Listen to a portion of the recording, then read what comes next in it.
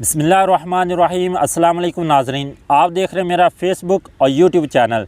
मैं जाहिद काठिया। नाज़रीन इकराम, आज की वीडियो में हम आपको बताने वाले हैं कि एक तरक्की याफ्ता और तरक्की पजीर ममालिक के जो सियासतदान होते हैं, इनके अंदर क्या डिफरेंस होता है।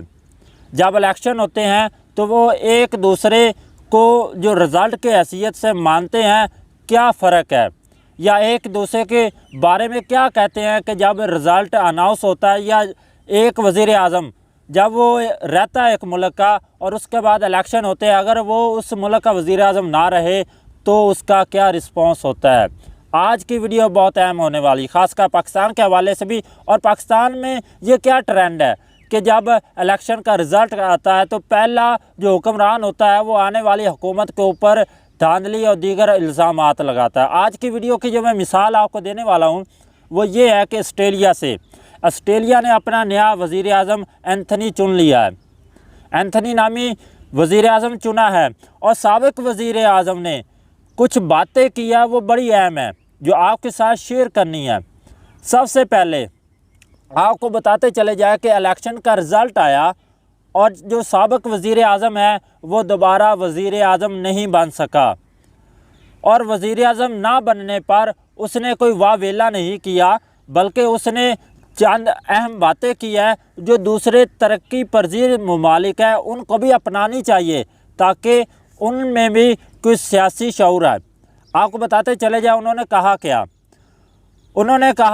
उन्होंने नई आने वाली हुकूमत को सबसे पहले खुश आमदीद कहा, और दूसरे नंबर पर उन्होंने अपने लोगों से मुखातब होकर कहा, अपनी आवाम से मुखातब होकर कहा कि आप जो चेंज लेकर आए हैं आपको ये चेंज मुबारक हो। और साथ ही साथ उन्होंने ये भी कहा कि अब मुझ पर मेरी आवाम का एतमाद नहीं रहा, इसलिए उन्होंने मुझे नहीं चुना। आप जो चेंज लाए हैं वो आपको मुबारक हो।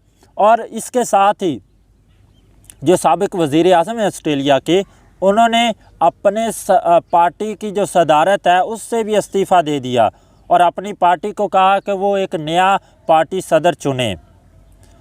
और दूसरी तरफ जो नए वज़ीर आज़म है उन्होंने कहा कि मेरी माँ ने मुझे अकेले पाला है, मेरा बाप, दादा, मामा या मेरा रिलेटिव कोई भी पॉलिटिक नहीं था।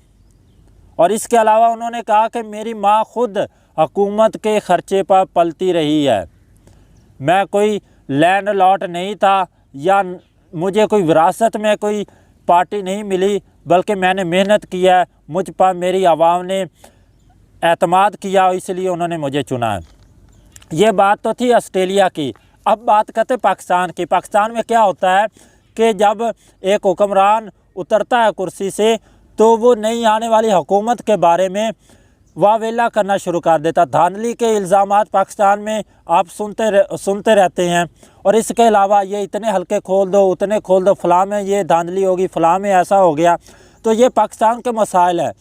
हमारे सियासतदानों को इन मसाइल से हट कर सोचना चाहिए, और जो भी हुकूमत आए पाकिस्तान में उसको 5 साल मुकम्मल करने देने चाहिए।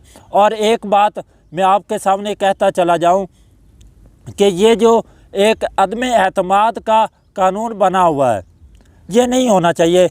ये कानून बल्कि आवाम के पास ये अख्तियार होना चाहिए कि आवाम बताए कि उनको किसके ऊपर एतमाद है।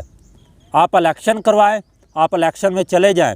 एक जो वज़ीर आज़म है और जो अपोजिशन है, अगर आप एक पेज पे मुत्तफ़िक नहीं हो रहे तो आप इलेक्शन में जाएं। इलेक्शन में बात साबित होगी कि आवाम को किसके ऊपर एतमाद है। उम्मीद है कि आपको वीडियो अच्छी लगी होगी। वीडियो अच्छी लगी लाइक करें, चैनल को सब्सक्राइब करें, अपना ख्याल रखिएगा, अपने इस चैनल का भी। अल्लाह हाफ़िज़।